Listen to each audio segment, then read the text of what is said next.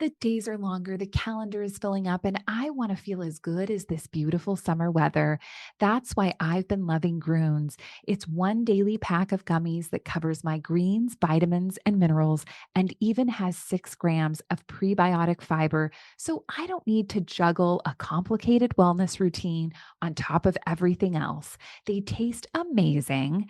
They're easy to toss in my bag on the go. Plus, they're vegan, gluten-free, and HSA, FSA eligible for reimbursement. Save up to 52% off with promo code podcast at Gruns.co. That's code podcast at GRUNS.co.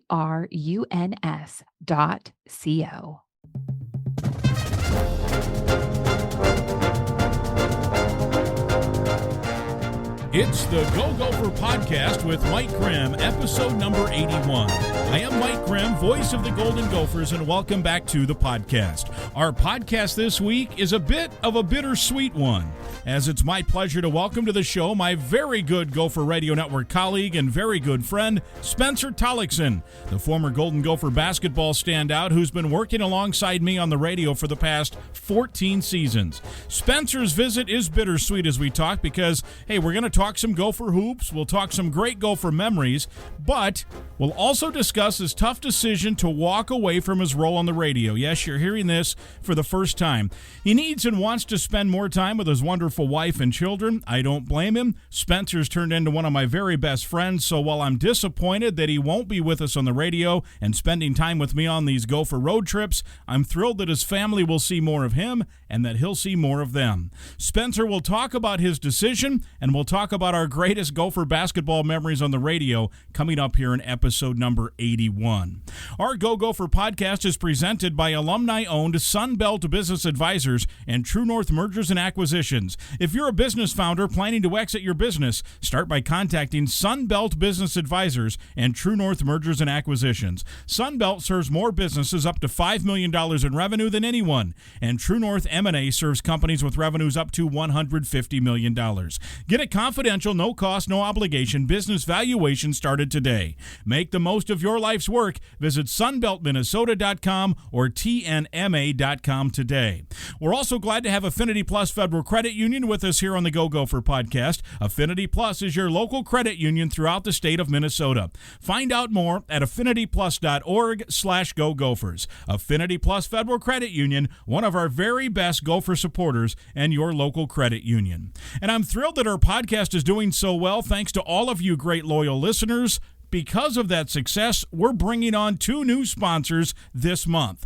The Go Gopher podcast is now also sponsored by Head Flyer Brewing, located in Northeast Minneapolis, right next door to campus. A great vibe, great craft beer, and much more. We're going to have a live show from them in October. More news on that to come. If you haven't been to Head Flyer Brewing, please make a point to do so. Again, it's right near campus with great tasting beer. Our other new sponsor this month is Caldera Lab, great skincare products for men. I'm at that age to start worrying about aging, and the great research and top-tier ingredients to help make your face and neck area look younger and feel softer. And because they love the Gophers, any Go Gopher podcast listener can join me in ordering product and get 20% off by using the code word GOLD, G-O-L-D. Find out more at calderalab.com. I'll talk more about these great products a little later in the episode. calderalab.com, code word GOLD, G-O-L-D. You get 20% off. Our podcast is also sponsored by State Farm agent Tony Hoagland at ChamplinInsurance.com, and we're podcasting episode 81 from the Aquarius Home Services studio. We invite you to subscribe to the Go Gopher podcast. It's free to do so, and you can go back and listen to the Go Gopher podcast from any of the previous weeks. Last episode, for example, we talked with Gopher football safety Tyler Newbin from Gopher Big Ten Football Media Days in Indianapolis. A great young man, a great football player. You'll love hearing from him. Go back and listen if you haven't heard it. This week, it's episode 81. We're talking Golden Gopher basketball with our great pal Spencer Tollackson. He joins me when we come back. I'm Clay Geary, walk-on turned scholarship wide receiver for Gopher football. And I'm Ben Utek, U of M alumni, Super Bowl champion, and Tony Dungy Uncommon Award winner. We understand championship culture, which is why we're part of the True North family of companies. True North invests in only elite teams, like the champion team at Sunbelt Business Advisors, Minnesota's largest seller of companies. To learn more about True North and our diverse family of independently owned companies, visit TrueNorthEquityPartners.com. Hi, Gopher fans. Switching is easy. We do it all the time. We switch on lights, we switch TV channels, we switch on the TV. And with the new transfer portal, some college students even switch colleges, which can seem crazy to us diehard fans. But what's not crazy is how you can switch and save with State Farm. In fact, my agency can switch you over so we can start saving today. My team is ready to welcome you to the State Farm neighborhood and show you it is, in fact, easy to switch and save. When you want the real deal, check us out at ChamplinInsurance.com. Like a good neighbor, State Farm is there. It's episode number 81, the Go Gopher Podcast. Mike Grimm with you, along now with my good pal Spencer Tollackson. And Spencer, good to see you. Grimmer, great to see you. How's summer? Summer has gone well. It's now over as football season and football practice has started. So here we go. Football, as we record this on Tuesday morning, football practice later today. We'll have football practice on Thursday. And I usually try to make some of these fall camp workworkouts. And before you know, it'll be August 31st. Just curious, Grimmer, what does their schedule look like? Football I know they're in season right now, right? Or are they technically still in the off season? No, this is officially now fall camp started the 1st of August. So they practice 4 or 5 times a week. And with no school, they do some walkthroughs on one of the days to have some time away or just to get some physical rest.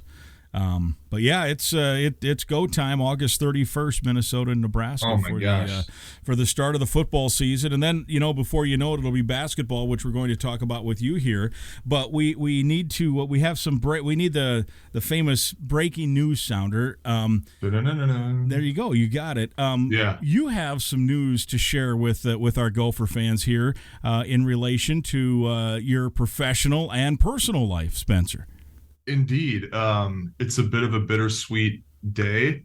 But after 14 years of working alongside you and everybody at Gopher Sports Properties and the university and the basketball program, I and the family have decided to take a step away.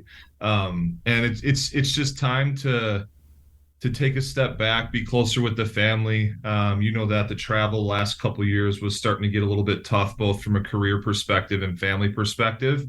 So we're going to take a step back and allow the next person to come in, whoever it may be. It's time to pass the keys on. Someone's going to have the pleasure of working and sitting alongside of you, Grimmer, for the next, hopefully, how was it long for us? 14 years. So it's been a good run.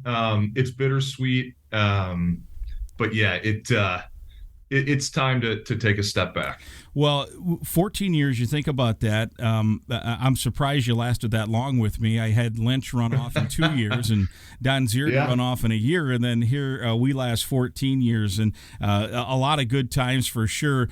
For those that aren't totally familiar and whatever info you're comfortable in sharing about your family, take us through kind of the eight, because I've gotten to watch you, which is kind of cool, which I have this written down that I want to ask you. I remember an NIT trip where you got engaged.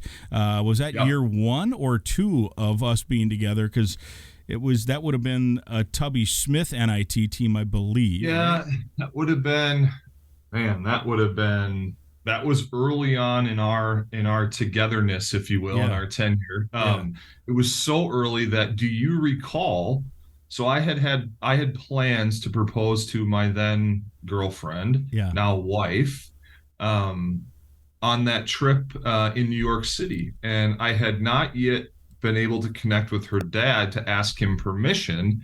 So I recall having to make that phone call, sitting in the hotel room in New York City, and you quite literally sitting about 10 feet away from me while I was asking my now wife, then girlfriend's dad, for permission to marry her. So just that kind of dovetailing onto that.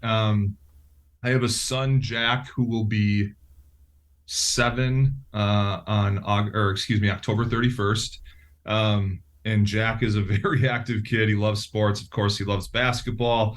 And that was another big reason, is because he's got tournaments coming up and he wants me to be there. Sure. And I want to be there. So that's a big piece of it.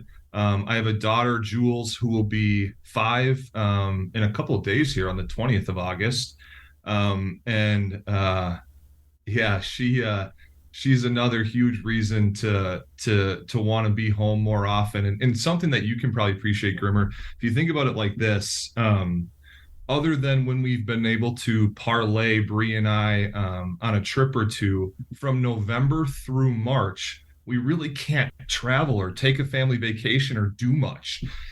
Just because the schedule is so demanding, as you know, and a lot of it's on the weekends. So I think from a family perspective, to be able to take a step back, and now we can take a trip in the winter. It was always all of our family trips came in April or May. Well, now we can actually enjoy the ability to get out during the cold and go somewhere warm, and just the little things like that, to where the last 14 years we haven't been able to have that flexibility. So yeah, looking forward to that for sure. You may have made a tactical mistake though, because USC and UCLA now coming in could give you the opportunity to go to California with the family. But I did, and if you recall, another thing, I was able to at the time was broke as a joke, had gotten married, couldn't afford a honeymoon, so my cheap ass parlayed the trip to Hawaii. Remember that? The Hawaii tournament? And we brought Bree out there, and that was our quasi honeymoon. So we have been able to cash in a few times. We actually got to go to Atlantis too. That was a really fun trip down there with Tubby and those guys. Really, really fun trip. And if I recall, they played pretty well down there too. But yeah, it's all the trips have been fun, man. And you know what? For some reason, New York City with you always seems to stand out. We've been there three times, 3 or maybe? 4 times. 3 or 4 times, I think. Yeah. 4 times. Yeah. Because we were in the NIT itself twice, one at once. We were in the Thanksgiving preseason NIT one year, Patino's second year that was, and that's where you and I basically ate every meal, because our per diem just was, we were there longer than usual. Per diem wasn't going to cover it, so we ate cheesecake at Junior's for our meal every day. And we 3 straight meals a day. Yeah, we would then sneak into the there was always waiting area, but with just 2 of us, we could get to the bar and sit. Yeah. And then the genius was getting that cheesecake, and then having the bartender bring the whipped cream over to add on top of that cheesecake. So yeah, and it was a veteran move by us, because it was seasonal. I mean, when you have pumpkin pie cheesecake at Junior's in New York City, I'd go for a slice right now. And they bring out the whipped cream. It's well, you had to ask for it. I'll give you the credit, but. I'll give you the credit. That was good. Well, back to that original point. I remember too. Now the Gophers and Gopher Sports Properties, Gopher Radio, Gopher Athletic Department has always been great about. We've always had our own rooms on road trips, right? Usually on the same floor or whatever. However, the NIT limited the number of rooms a team could have, and there were some families involved, and so they said, Grimm and Tollackson, you're going to have to be roommates on this. And that was Tubby's trip, the year that Tubby went. Yeah, there you go. You went.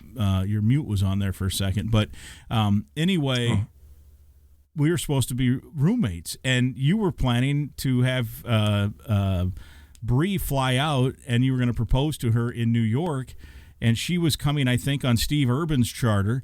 And so she did. Right. But you're like, dude, you can't be in the room. So Matt Sleeter, our great sports information director, early in our run, then he and I said, all right, well, we'll bunk up. You can have, because Matt was going to get his own room as a university employee. So I moved into Matt's room. We shacked up together for a night or two, and you were able to propose to your wife, and I assume had a good time in New York. But I wasn't going to be in the other bed. Thankful. I wasn't going to be in the other bed while you guys, were celebrating your engagement. But no, I'm, I think she and everybody was grateful that didn't happen. Yeah, interesting.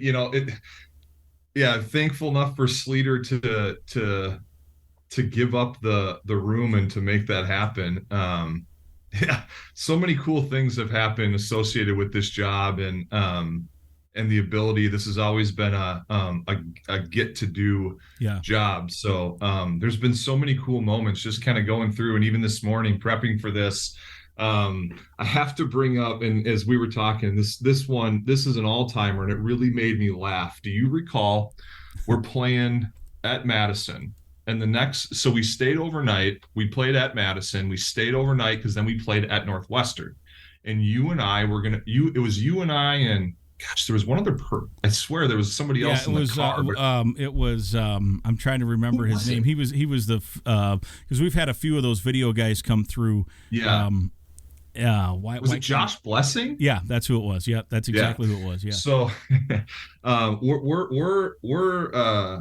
we get up in Madison, and the next morning we're in Grimmer's car driving to Chicago for the Northwestern game. And you had called to check in with your wife. Do you recall this conversation? Oh yeah, absolutely. Yeah, you can go ahead and tell the story. Yeah, I think I called because so just as some background for me. Yeah. A lot of people know this, but not everyone. That I work an early morning shift. Even as you have a real job that pays the bills, I also am the voice of the Gophers, but also do duties as the sports director of the Minnesota News Network, which is a company also owned by Learfield. So it basically is two jobs that rolls into one job that takes a lot of hours, and so I wake up at 3 every morning. So there were many mornings where I would wake up at 2 in the morning to drive into work, and my wife would just sleep through it and not really realize that I had come and gone. And so we're driving from Madison to Evanston, and I called to check in. And I think she was on Bluetooth, maybe. I can't remember, so you guys could hear. And she's like, geez, I didn't even hear you leave this morning. And I'm like, I never came home. What? You never came home? I'm like, no, I never came home. Don't you remember? I said, thanks for caring. And I'm like, I appreciate it. I mean, I could be dead in a ditch somewhere. Thanks for checking in. It was like noon the next day, and she just assumed that I had come home, fallen asleep, and gone in. And right. I'm like, yeah. And here's what's interesting about that story. So at the time, right, I can't remember what year that was, but I was either recently engaged or recently married, so just starting out. And at the time I was thinking, gosh, that's so weird that a wife wouldn't necessarily know if and when her husband came home. But now you fast forward and you have kids and you have dogs and you have work and you have all this life. It is easy to maybe let that slip by. And so now I look at that from a different perspective and go, yeah, life's pretty crazy and pretty busy. It is easy to kind of let that slip every now and then. Well, and there's total truth to that. She really doesn't care if I was in the ditch or not, for sure. But I do give her the benefit of the doubt that because of my work schedule, and oftentimes I in essence leaving in the middle of the night to get to work by 3 or 3:30 to get my morning duties done for the stations around the state that we provide sports and news for. She oftentimes, I wouldn't wake her up. She doesn't want me to wake her up to say bye at 3 in the morning, so I would just leave. So she just woke up assuming that I had come and gone, and that indeed was not the case. But I remember that being a little bit of an awakening for you, like, really? How is that possible? And I'm like, well, yeah. It happened. It happened. It did indeed happen. Yeah, that was that was a. I do remember spending the night in. That was Patino was that was a Patino team. I don't remember what year that was though. And now, did we win that game in Madison? I can't remember. We haven't won many there. I can't remember if we won that one. No, I was thinking of a different one. I was thinking of the time that Westbrook hit the shot, and then didn't you guys? I was not on with you, but didn't Westbrook hit or was it Paul Carter? Someone hit a buzzer beater. Westbrook. And then didn't you go to Northwestern that trip too? Yes. Yeah, that's Same what it was. Thing. Okay. Yeah, Don Zierden was on the call with me for the year that Don, at the time he was the Lynx head coach, a longtime flip assistant throughout his years in the in the NBA. And so Don and I worked together 1 year. I had Kevin Lynch first 2 years, and Kevin went on with the Timberwolves to work radio and now TV, as the studio guy. And then we had Zierden for a year, and then you came on board, and here we are all these years later. Hey, let me real quick here, Spence, tell you about one of our sponsors. Affinity Plus is your local credit union proudly serving Minnesota since 1930. If you're a current Gopher student or proud Gopher alum, you're eligible to join this financial that wants to build a meaningful banking relationship and put you first. You can meet with a local employee at any of their branches statewide, including one right near campus in Minneapolis. To learn more or find another way to connect, here's what you do. Go to affinityplus.org/Go Gophers. affinityplus.org/Go Gophers. Affinity Plus Federal Credit Union, federally insured by NCUA, and we're thrilled they're with us again on the Go Gopher Podcast. You mentioned the work stuff. You have had varying jobs over because look. Let's face it. This is a fun job. The Gophers. Yeah. You need other work to pay the bills, and so Correct. you have sold radio ads at one point. You've sold cars at one point. You've sold software at one point. I think you were a job placement guy, and now you are into a really good gig right now, and and that probably factors into this decision a little bit as well, because I know on occasion on the road trips how busy you can be grinding out sales calls and those kind of things, and trying to get ready for a game and doing sales calls and FaceTiming your wife and kids. I get it, I understand, but tell us about what you're up to now in the job that pays the bills, so to speak. Hopped around a little bit when I was done playing ball overseas and tried to figure out what I was going to do alongside with doing the radio, and got into a sales career. I've been now in the technology, data security, software sales world, if you will, for a better part of 8 years, and that's really where I've been able to build my brand and carve out my business in this market in the Twin Cities.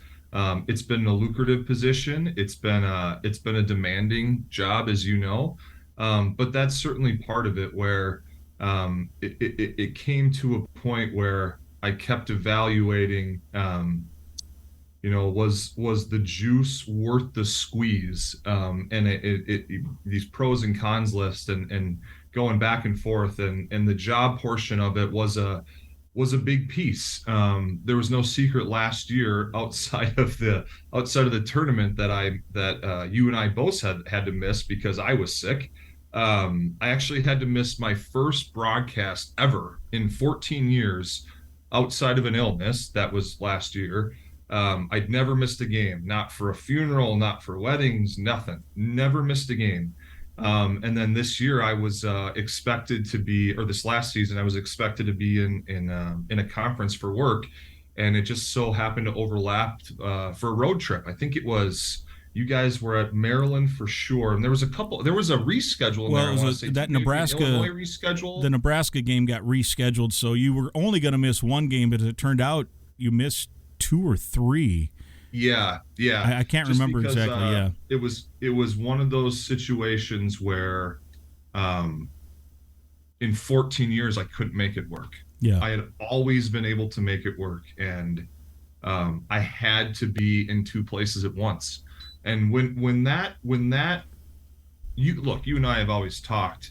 The gig is the gig. The gig's all the games. You got to do it, and you're either in or you're out. And when I knew that was going to start to cause some friction, the commitment wouldn't allow me to do it 100% of the time. And in order in that happened, it was a pretty telltale sign of we need to revisit this opportunity and this thought process, and ultimately led to this decision. Yeah. Well, we have over the years gotten a really good routine down on the road, whether it was, usually we would have a meal the night before the game. The team would leave around 1 every day. This is still the routine. Team flies out at 1 for most road games. You get into the visiting city, depending on where it is, an hour or 2 hours later. If it's in the Big Ten footprint, no more than 90 minutes. Oftentimes, our chief engineer, Dan Robotham, is on the flight. We've become very good friends. We're in these text strings where you and Dan Riesig and I have been in about a 12-year text string that goes 5, 6, 8, 10 strings long. You usually fall behind and then catch up because you're a little busier than the rest of us. Matt Sleeter was the sports information director before that. He would eat meals with us. Of course, Kyle Hammer, an engineer for the Twins, comes with us some. Pops Westerman, one of our all-time favorites, when he can make it work. And then Speaking of the Maryland game, you got to tell that one, man. Which one now? The Westerman with the flashlight underneath the table, and you take the. And we're like 90 60 seconds from taking the air, dude. And we were not dialed in yet. And he was laying, I have a picture of that somewhere on my cell phone. He was laying on his back under the table, and he got us on with about 15 seconds to spare. We hear, we literally, the billboard is playing. The big voice Learfield guy is like, Gopher basketball sponsored by Cub, and da-da-da-da. And here's the voice of the Gophers, and we, like, nobody had any idea. Westerman had the lather going with the sweat because he was sweating it out, and there was some technical glitch, and he got it figured out at the last minute, got us on the air. So I forgot about that. What's that? Providence a few years ago. Providence. Now that was a hired hand guy from Boston, and he got caught. There was a crash on the freeway between Boston and Providence, and I don't know what that drive normally is, but we got on. Did we start that on the cell phone? I think we started on the phone. Yeah, we started on the phone because and we were doubting. I remember we were doubting whether he was making it up. We didn't know the guy, but he was a real respected guy. He had done Boston Red Sox games, and so we're like, "What's going on?" He's like, I literally sat on the freeway for 3 hours. Like, okay, come on, man. And then like the next day we look and there's a big story about a 15-car pileup, and everyone was stuck for like hours on the road. So he was definitely in it. But so we get on the road. Communications guys, and Michelle Train Traversy has been with us now as a communication specialist last couple of years. She has been great, but she eats with the team. She stays with the team. Dan Riesig and Matt Sleater. I guess Sleater ate with the team too, but he would occasionally then join us. But Riesig, of course, would go out, so we would have a lot of great meals. And then when you go someplace for 14 straight years, you get some usual hangouts, and so we had some favorites over the course of the years, and we joke about it. We've had some places that weren't so good. We've had some disagreements on food. I was worried that maybe the last road trip to Purdue that you'll be making as a broadcaster might have ended the relationship when you and I got in a fight. Cut it off. Yeah. We almost never get in a fight. I will say this: when you're around people as much as we're around people in the winter, right? I mean, I probably over the course of the winter months end up eating more meals with you guys and your own family sometimes, if your family, particularly when the kids get to high school. There's stretches during the season, week stretches, where I will have more meals. Yeah. Or I would have more meals with you than I would the family. Yeah, truly. Well, and once your kids like mine did get to high school, they're not eating with you anyway. So then it's like the only meal I have with anybody is you on the road sometimes. Yeah. But anyway, the point is you spend so much time. I've always said that I'm lucky in both football and basketball, because as much time as you spend, it'd be a really crappy job if you didn't enjoy the company of the people you're with. And we've on both the football and basketball side, I feel lucky. And I mean, it's the point where I consider all you guys not just good friends, but you and I can go at it, right? I mean, we're like brothers in a certain sense, right? Where we'll go at it. We'll just on stupid stuff, not even important stuff. And sometimes we'll on purpose just play devil's advocate. And but that Purdue, we got in a fight at Purdue this past year about lunch, and you left me high and dry at the altar. Took an Uber. Get physical. Yeah, we no punches were thrown. No. I wanted to wait at a place to eat, and you said you weren't waiting, so I thought you were just kind of joking. I said, well, just go home, go back to the hotel then. And I sat down, and the next thing I know, you're back at the hotel. You took an Uber out of there. Hotel. You said, screw you, Grimm. That was that certainly wasn't the. You know what? I blame it on. I blame it on the taxing seasons. I'll put it that. That was toward the end of the season, but it had to be towards the end. Yeah, of the year, I will say you missed a tremendous double cheeseburger and a peanut butter malt that you would have absolutely loved. Peanut butter. Yeah, peanut butter burger and a peanut butter malt at the Triple X in West Lafayette. I've been there. Other than that time, though. Yeah. Craziness. Anyway, those are just a few things. We had so many good dinners together, though, over the years. We got to tell the Danny Ainge story. I don't know if we're going to out the local media member here because there's an offshoot to this story that is pretty funny. Yeah, we'll go there. Yeah. It's just Doogie. He doesn't care. It's Doogie. So we... so I'll tee it up and then you can finish it. Yeah, we should let me preface it first by saying, though, we all have our own little quirks, and we have these sayings that we'll say and we'll text, and nobody would understand it. And one of our little deals is doppelgangers. Like almost every road trip, we'll see somebody who might look like somebody, and or you'll just back and forth innocently say why. Like I'll use an example. If there's any white dude with a shaved head, I'll go, why is Bob Motzko here? Doesn't he have a game tonight?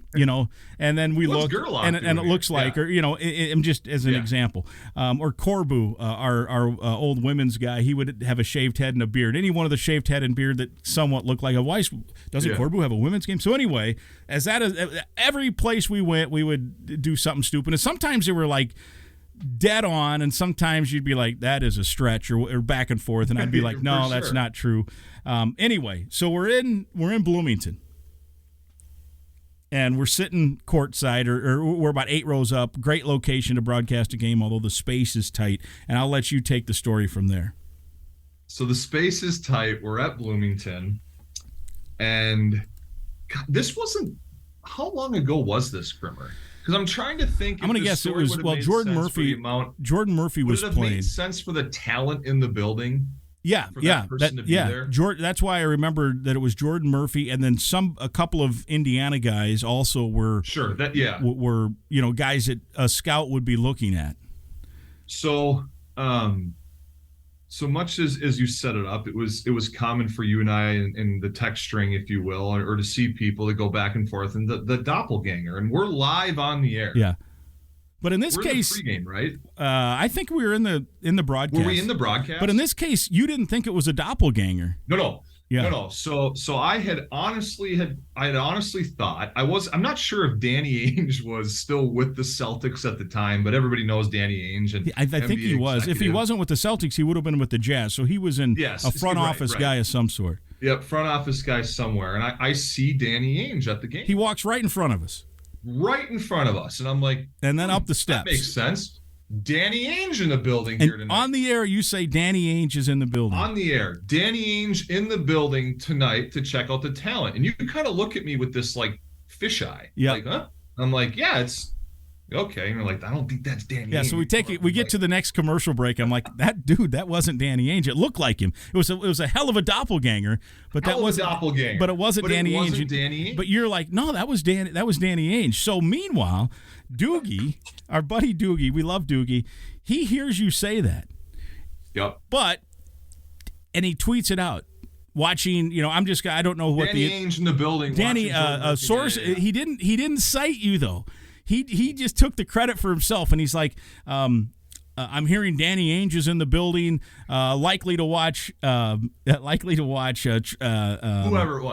Jordan Murphy and whoever the Indiana. There were 2 Indiana guys. I forget, right? Who's Thomas Bryant probably, and somebody else. Yeah, Hood Schifino or what? Yeah, but it was before that. So Doogie tweets it. You and I are still at odds. You're saying it's him. I'm like, it's a hell of a doppelganger. But it's not him. But it's not him. And you're like, I think that's him. I'm like, well, first of all, the dude walked like 75 rows up. He's like, they're not going to give Danny Ainge tickets like 38 rows up. The executive in the cheap seats. So Doogie tweets it, takes credit for the info.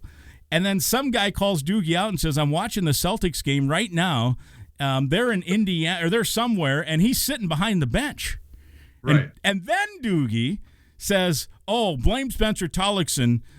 He's the guy who I heard it from. I'm like, oh, you weren't going to give Spencer credit, but you're going to give him blame. So that was our you had the Danny Ainge. It's an all-timer that I said it on the air. On the air, not being him, right? Yeah. But it adds to it. The Doogie element. The Doogie element was brilliant. Taking the credit. Yeah. And then when it wasn't him, I mean, it was not. Then he's like, blame Spencer Tollackson. Yeah, it did. It was one of our all-time great. It looked like him, but I could tell because he walked right in front of us. Right. And you said, oh, Danny Ainge is here. And I'm like, building. Here, check out some of the guys. And you look at me like dude. Yeah, it was one of the great doppelgangers, but I could tell, I think the guy was too, I can't remember if he was too young or too old, but I'm like, it really does look like him. He was too young. I don't think he had enough. Yeah. I mean, that looked like Danny Ainge when he played for BYU in 1981, But anyway, that was we've brought that up many times. And then my other one back when we were on 1500, and it was one of Tubby's teams, and we're up like 8 on Michigan State, right? And we're at home, and it looks like Tubby's team's going to win this thing. And then, as happens sometimes, and has happened against Michigan State, I melted down as bad as the team did. Yeah, and the Gophers lost the game late. They ended up turning the ball over.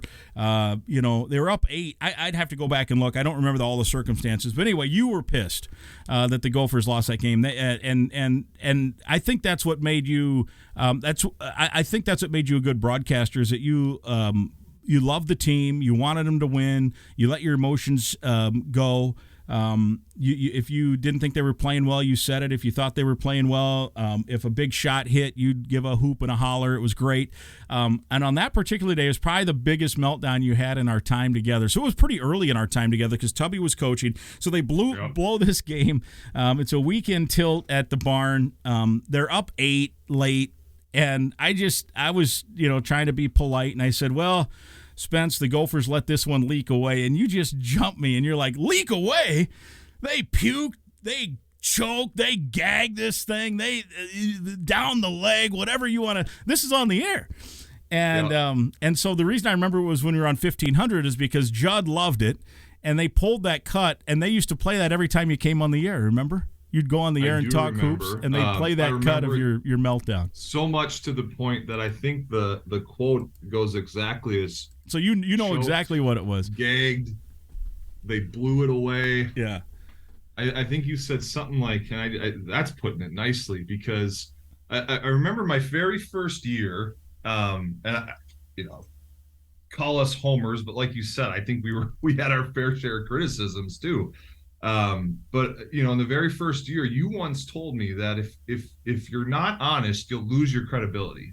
You will lose all credibility if you're not honest. And I will never forget that. And from that day forward, it was always about credibility and saying what we saw. That was I remember that game. That was a bad one. That was a vintage Tom Izzo, late in the second half, just gonna out tough you, out culture, just gonna find us some way to win that game. And I remember being very, very, very disappointed. I thought you were gonna bring up the Penn State game when Westbrook won it. Came off. Yeah, when Westbrook won it on a buzzer beater, that was a terrible Penn State team, and the Gophers were pretty good that year. I don't remember exactly what year that was. It would have been Westbrook was playing. That would have had Grimmer. That probably was my first year because I was a teammate with Westbrook. Yeah, I'm looking here. So I think early. It looks like it must have been 2010. The Gophers that would have been my won very first year. Yeah, it might have been 2010. Yeah, because they lost the next year at Penn State. So we're at Penn State, and Penn State's no good, and the Gophers are best favored. Broadcast booth in the conference. Yeah, we're up in a suite. They put us in a suite, which is great because it's good space. And so I think the Gophers are winning that game most of the way, and then again, as they had a tendency to do, they let it leak away. And I don't remember, they got a layup with like 8 seconds to go to put them up. And you stood up and threw your headphones down. And so they weren't even on your head. You just hear this. And I remember you stood up because you were ticked off. And because we had some space, you were a ways away, but I reached over with my right arm, you're to my right. Yeah. And I'm hitting you on the leg, like, hey, I can't say it on the air. Even if I could, right. You couldn't hear me because you had the headphones on. Like, hey, there's still a play here. We got a game to go. Yeah, and so they were that put them up 1 with like 8 seconds. Westbrook gets the inbound, dribbles it down. I'm hitting you in the leg, like, hey. You've thrown your headphones, and I'm like, Westbrook, shot, score, they win. And the place is silent. We're the only guys getting excited. You put the headphones back on, and it's like someone just gave you a shot of heroin or something because you're like, wow, this is the greatest game ever. I'm like, you just threw your headphones. And I remember we talked about it. Robotham, our engineer, was like, don't do that anymore. Those are $600 headphones. I don't want you to break them. And then we talked about it, and you're like, yeah, sorry about that. And I'm like, well, in one case, in one sense, it's kind of charming that you're invested like that. On another, you probably can't throw the headphones with 10 seconds left when the game winner's on the way. It was pretty funny. That was a beauty too. Yeah, that was a beauty too. Yeah, we've had some doozies, man. There's some other ones that I was thinking about, not with the game, but first of all, you mentioned New York. We traveled to New York often. We had 2 NITs. There was a Big Ten tournament game there. Actually, we've been there more than that because they played the Big Ten tournament there. We lost to Rutgers. And then remember the Gophers played that Ohio State game after the Maryland game. We got in at like 2 in the morning. It was just a disaster. That was a whole Big Ten problem. And then we also did that trip to Brooklyn that you did not make when they had the 3-on-5 5-on-3 game. I was doing the Minnesota. Was that football? Minnesota was. That was I'm trying to remember. Was that Minnesota Wisconsin football? I want to say, yeah, because that was over Thanksgiving. So I think it was Minnesota Wisconsin football, and then you guys were in the Barclays. Yeah, you guys called the 5-on-3. But I think you and I as a team have been to Madison Square Garden 5 times. Once with Tubby, once with Pitino in the NIT itself, once with Pitino in that Thanksgiving tournament. They played Georgia and St. John's. Once for the Big Ten tournament with Pitino, losing to Rutgers on the Wednesday night, and then once that regular season game. So that's 5 times we've been there, right? That big elevator for the Elephants up to that whatever 3rd or 7th floor. Right. And then Ohio State. That was our all-time record for the shortest post-game show in history. Remember, everyone was a little bitter about that trip to start with because they gave up a home game for it, even though the Big Ten told them they wouldn't. And then they kind of catered to Ohio State. It was a Big Ten. It was supposedly a Minnesota home game. Gophers gave up the home date at the barn to play Ohio State, but yet Ohio State brought their band. They brought their mascot. They got in 2 days early. We had to fly straight from Maryland. Got in at 2. It was just it's one of those deals. It's probably coincidental, but it also shows that there are some disparities in terms of who you cater to and who you don't in the league. And so nobody was happy at that, even though we should have been like, this is awesome. We're at the mecca of college, of basketball in a sense. Plus, they put us in kind of a crappy broadcast location for that game compared to the others. And so Pitino wasn't in a great mood, lost the game. The post-game interview with him was like 3 minutes, and nobody wanted it to be any longer. And we did a score and got the hell out of there and got on the flight home. Yeah, I think that was our show. That was like a 15-minute post-game show, but that's just the life on the road sometimes when you're out there. Yeah, look, when some of those road games, dude, when it's like midnight Eastern or 11 o'clock Eastern, and we just lost by 15, you want to get off the air as fast as possible, but at the same time you want to relay to the folks that are still there as much as you can about the game. So there is a balance to it, but yeah, we took advantage of the opportunities, I would say, for sure. Hang tight here, Spence. We have a new sponsor on the Go Gopher podcast. I'm so excited to tell you about it. Head Flyer Brewing has partnered with us here to help kick off the football season. If you've not been to Head Flyer Brewing, make a point to go. They've got a unique tap room in historic Northeast Minneapolis, not too far from the U of M campus, in fact. They've got a beautiful patio, outdoor seating. It's dog-friendly. They've got a giant cribbage board and a really, really cool vibe. Best of all, incredible beer. Lots of great variety, lots of great flavor. Join Head Flyer Brewing for Tuesday happy hour. Trivia on Wednesday and Thursdays, sports on all their big TVs. I've got a big projection screen. Open weekdays at 1, weekends at noon. Headflyerbrewing.com for all the info you want, including a preview of the big summer music festival featuring funk music, food trucks, and craft beer. Mark your calendar. It's Saturday, August 19th from 2 to 10. Don't miss it. Headflyerbrewing.com. That's headflyerbrewing.com. Take a flyer. You'll love it. Our thanks to them for hopping on board the Go Gopher podcast. Hey, Gopher fans, give me a minute to chat about something we don't want to chat about a lot of times, especially for my male Gopher friends here who are like me, getting into their early 50s, hoping to stay healthy and hoping to look good. I definitely have work to do, no doubt, but I'm excited about a new product I just started using, and I invite you to come along with me for this ride. Caldera Lab creates a high-performance skincare product for men. I'm using what they call the regimen. It's a twice-daily routine to help keep my skin, especially around my face and neck, looking young and feeling smooth. The regimen includes 3 products. The Clean Slate starts and ends your day, refreshing and cleaning your skin in a unique unique way. The base layer then moisturizes your face and neck and starts your day with confidence. And finally, something called the Good. It's a nighttime serum that helps smooth the skin through more than 3 million antioxidant units to protect. And good news for you Gopher fans. If you want to come along with me and do it with me here, you can get 20% off your order. Right now, go to calderalab.com, and when you're done ordering, type in the promo code GOLD, G-O-L-D, and get 20% off. Unforgettable impressions that lead to those words we all want to hear. You look younger. That's calderalab.com, promo code GOLD, G-O-L-D. Let's do it, calderalab.com. There were, that I recall, 3 games we broadcast that ended in court stormings at Williams Arena, which were fun. You had Let's see if I can name them. Yeah. Let's see if I can name them.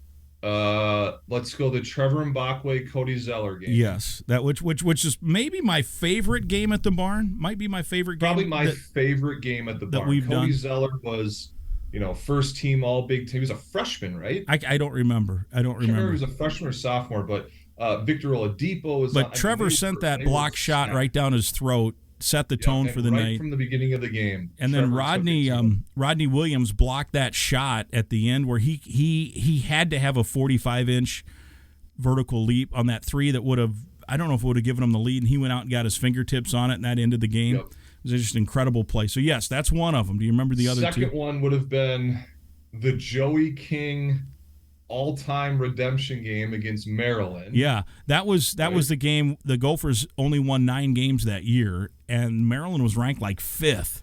And Diamond Star from Wisconsin was on that team. Yeah, Stone, Diamond Stone. Diamond Stone, but did not play. Yeah. He was hurt that game. So the Gophers beat him with a team that just hadn't won a lot, and then Joey King, who, if you remember, Dan Riesig was the guy, the communications guy at that time, our good buddy Dan. Joey King wasn't even supposed to be the guy they wanted to interview after that game, but because of the court rush, I forget who else would have been in that they wanted on that team, but it wasn't Joey. But Joey was the closest guy as they needed an interview guy, and they got Joey, and then Joey gives one of the great TV interviews. I mean, they played that on promos for like a year or two after that, where he's in tears. He's done. He's a senior, but he's like, next year this team's going to be great.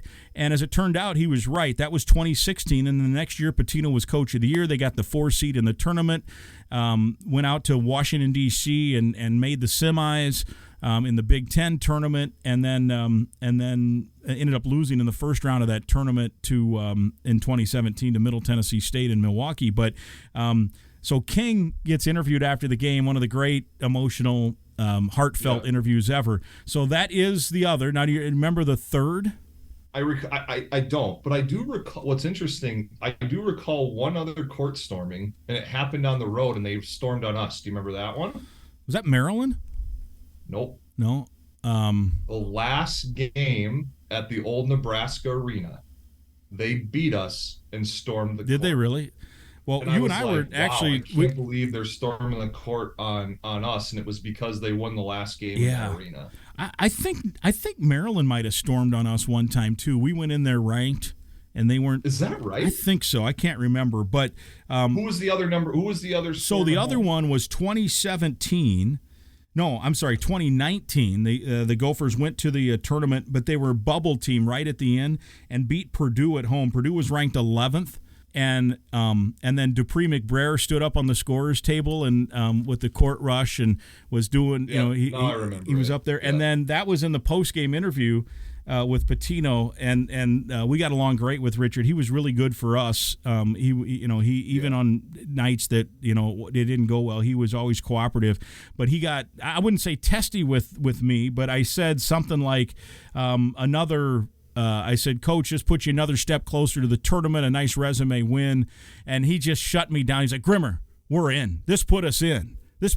Like he was stumping, and I followed. I remember that because I remember talking to you, going, "Is that going to put them in?" And we're like, "Yeah, but here's the thing: done. They weren't a lock." I remember that's when you and I got back into it. Like, what is a lock? What does that mean? Yeah.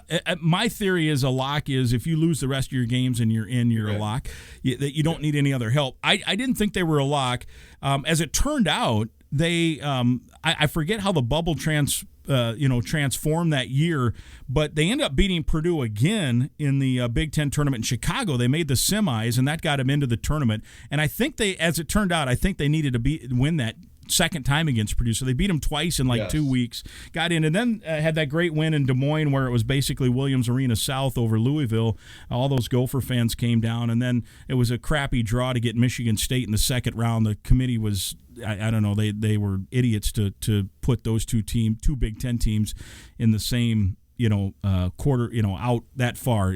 There were ways they could have flip-flopped that till you wouldn't have to play Michigan State. And then Murphy never missed a game, and his back wouldn't let him go in that one. So that was a disappointing end, but that was a pretty cool season. So those were the 3 court storms, which those were always fun.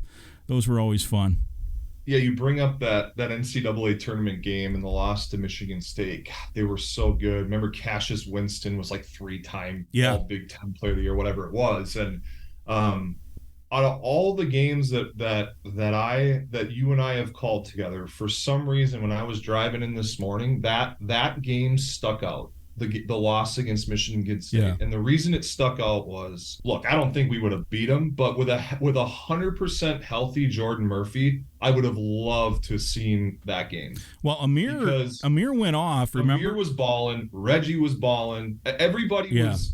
I don't think Reggie was on that team. Gabe was on that team. Reggie was already gone. Was Reggie not on that team? He was not. No, Amir Oturu was a freshman on that team. That's right. That was.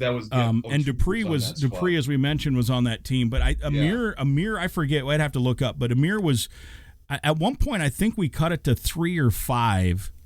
We ended up losing. I know this. We ended up losing. By 20 in that game, 70-50. But at one point, midway point, second half, I think Amir cut it to 5 maybe or 3, and we're like, holy crap! And then Michigan State did what it did. I don't know. I think Michigan State then went on to upset Duke and go to the Final Four that year, I believe.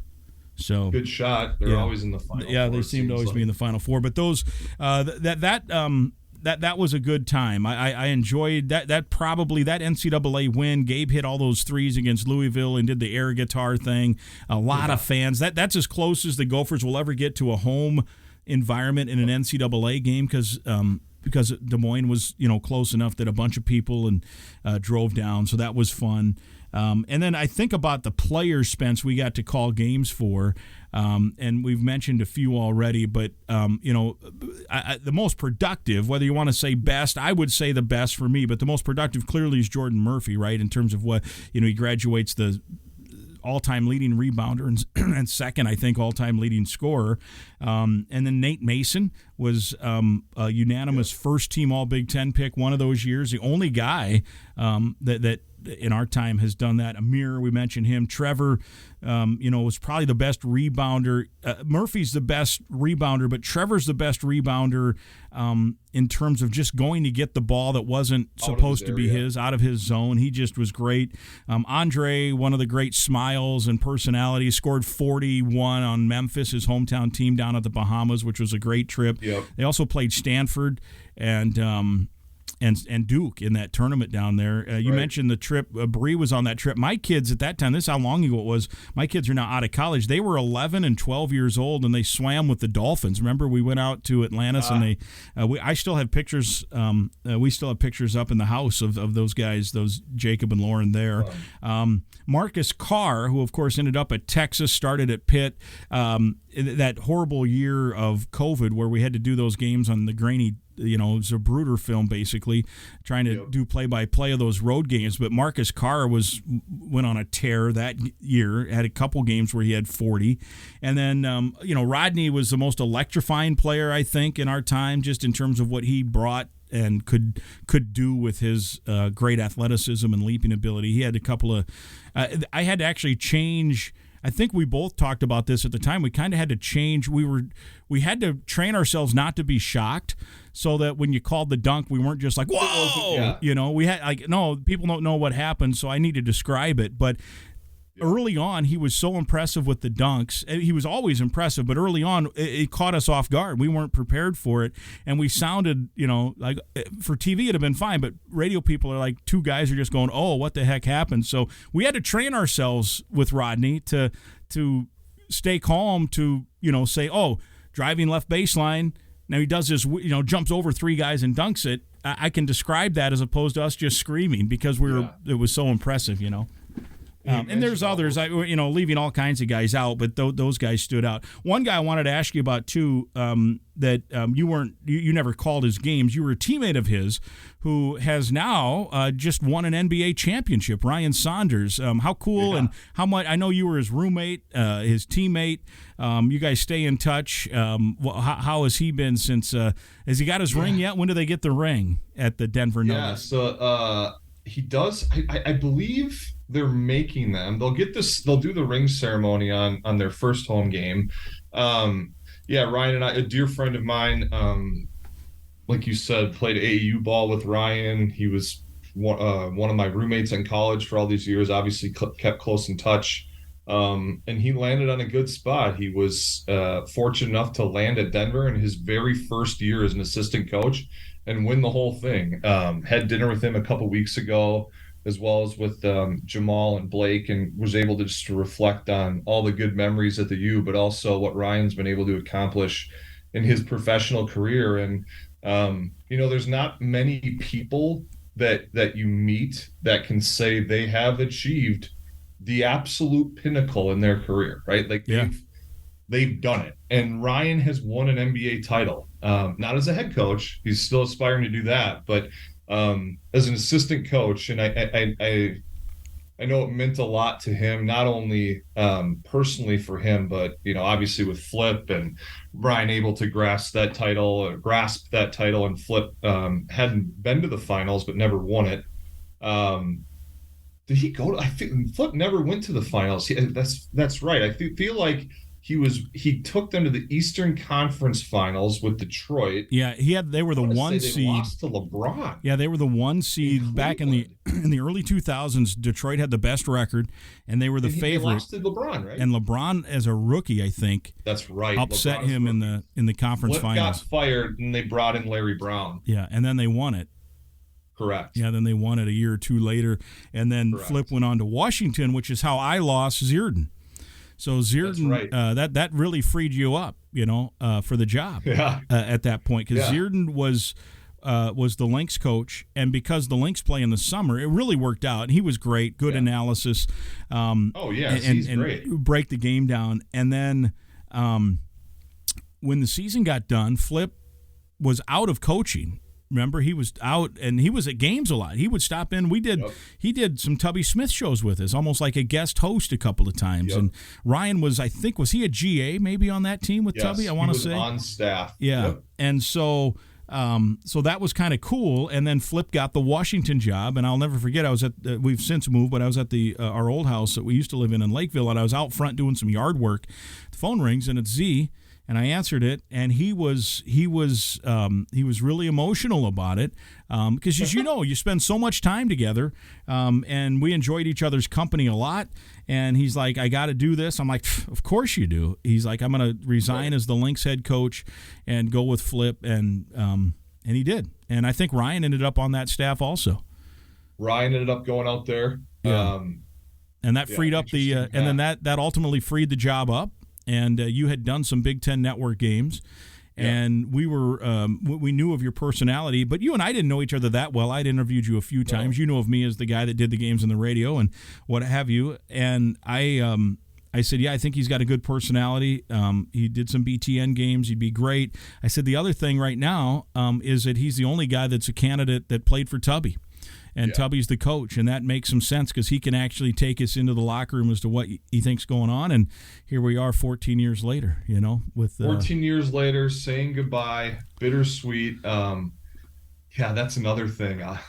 All the memories. Remember when, there you go. Now I can hear you. Now? Yeah. Remember when Tubby used to do his post-game interview down on the floor? Yeah, I would have to go do it, and you would do you're up there doing your thing, and when Tubby get ready, and I'd say we're ready for him, and then you'd throw it down to me, and again, this was early in, this maybe was the first season, and I had asked him a question, he didn't like it, and I think it was the phrasing of it, and I had asked him why he did something. Literally why. Like, why did you do that? And boy, the look that he gave me, it was reminiscent of 12 months or 24 months or however long before that when I played for him. He was all memories that you don't necessarily think of on a day-to-day basis, but when you stop and really reflect on for sure.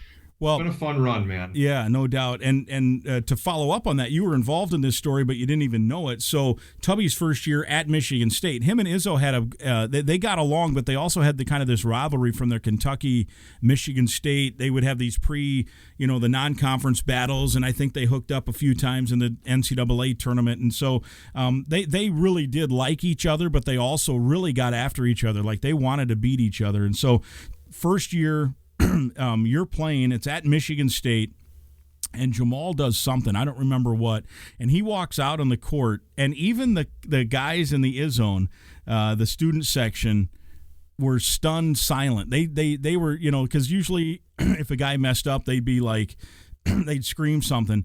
Tubby walked out, the timeout, walked 10, 12, 15 feet out there, and just was a straight point at Jamal as he's walking toward him. No, nothing. Just the Tubby stare, as we like to call it. And Jamal, I'm sure, is like, what in the heck?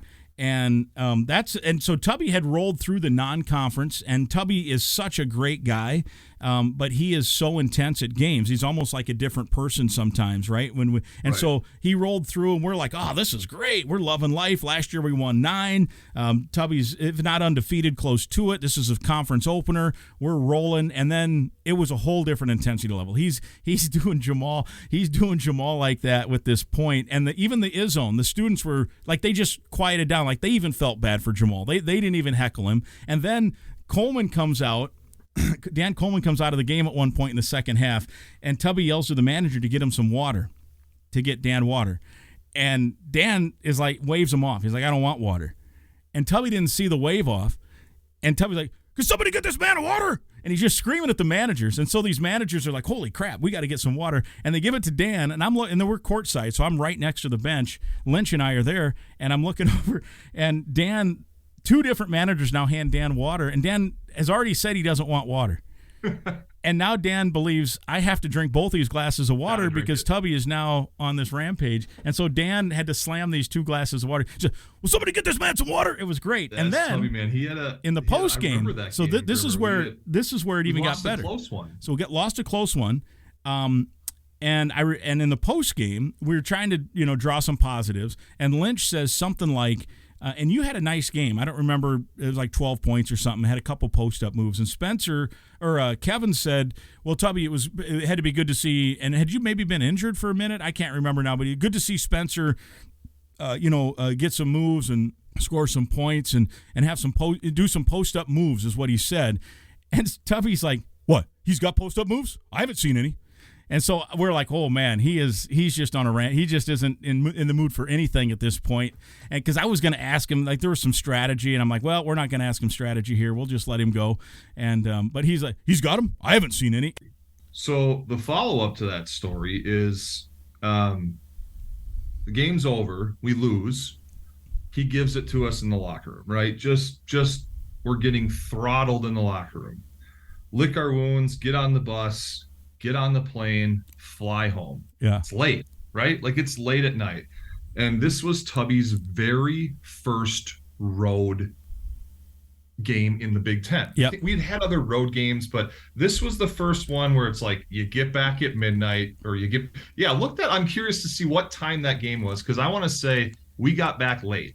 Yeah, I don't remember the time, but you're right. It was the first. We had played at Florida State in the Big Ten ACC Challenge, at Iowa State, and then at UNLV. We also won at Iowa State. And won at Iowa State early. So this was the first conference game. We were on our way. Like, we go to Michigan State, we lose a close one, and he's giving it to us. We were 10-1 going into that game. Yeah.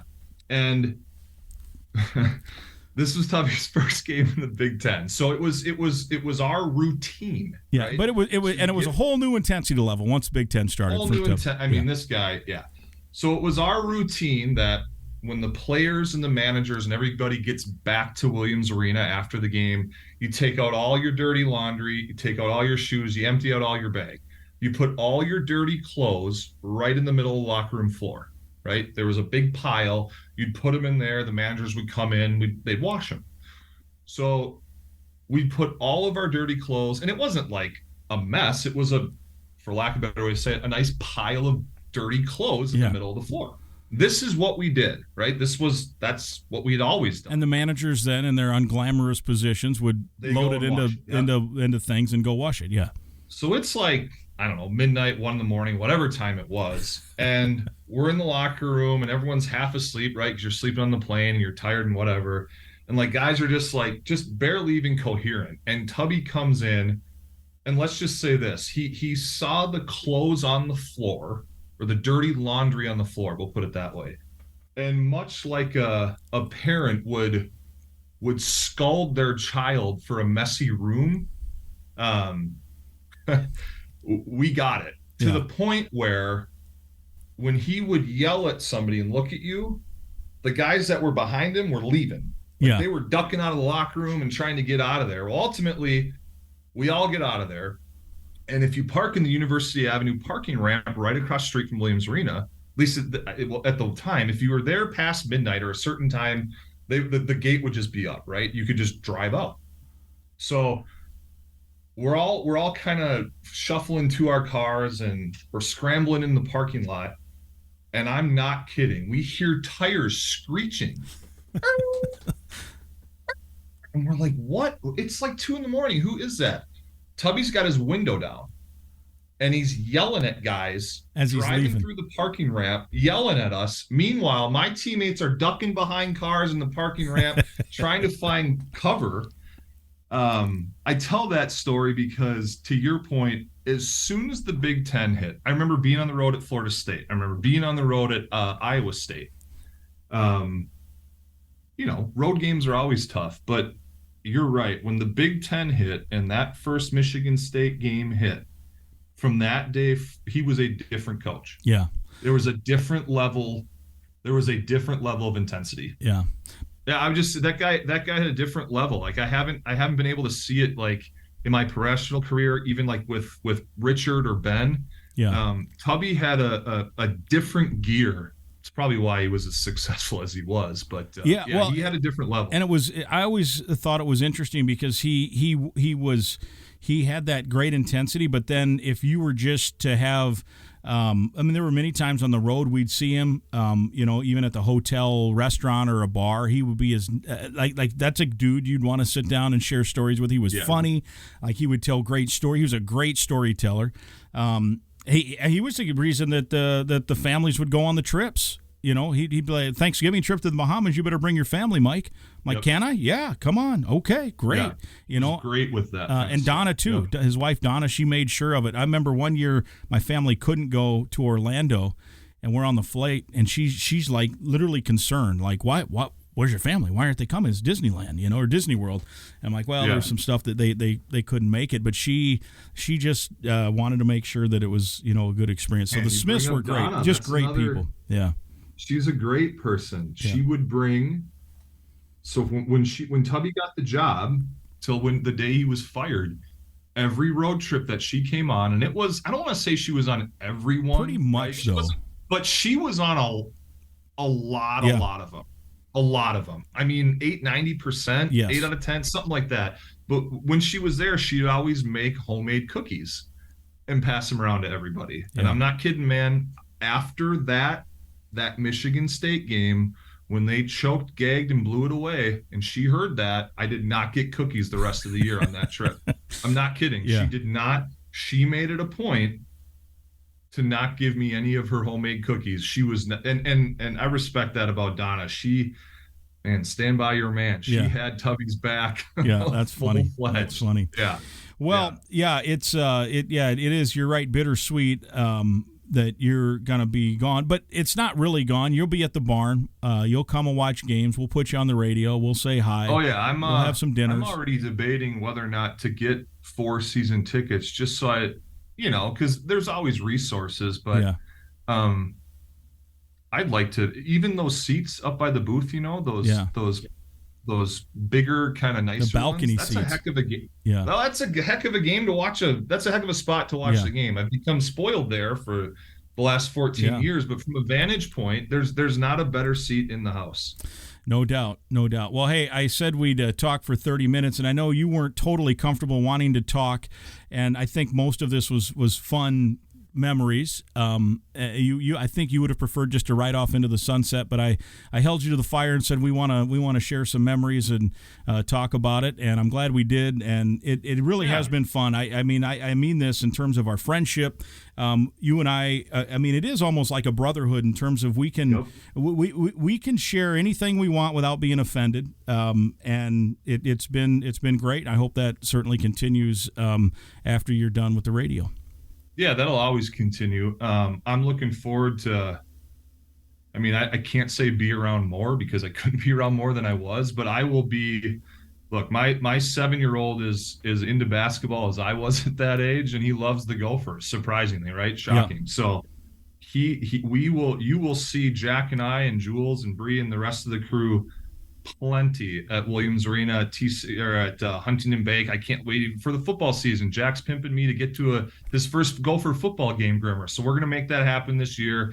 I'm really looking forward to taking that step with the fam and just kind of diving in more. But yeah, you know me, I'm going to be around.